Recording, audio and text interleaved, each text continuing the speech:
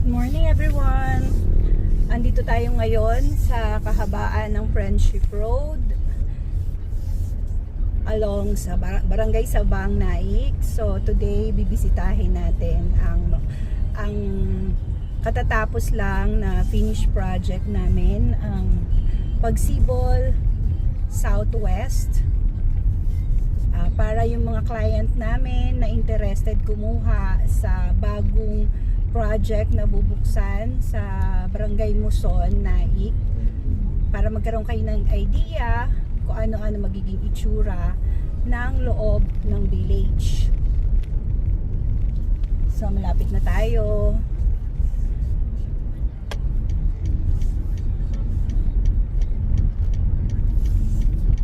Bali, ito yung magiging itsura ng inyong entrance gate. Ayan. Andito si Kuya Guard na nag-i-inspect ng lahat ng pumapasok. Mahigpit po ang ating gwardiya dito. Kailangan meron kang ID kapag outsider ka. Iikot muna tayo sa buong village para makita ninyo bago tayo papasok sa actual turnover. So etong isang unit na ito, ayan yung nasa kanto, ginawa niyang tindahan. Tapos ongoing na rin yung improvement ng mga kapitbahay.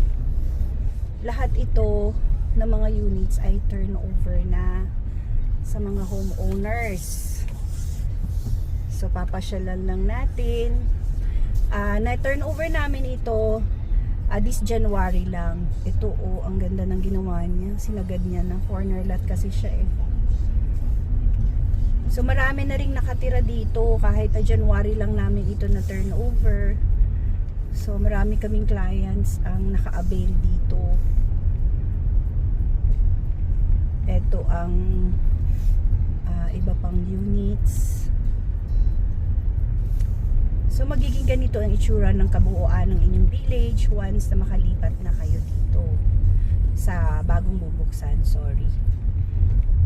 Check din natin yung isa kong kliyente kung nakatira na siya dito.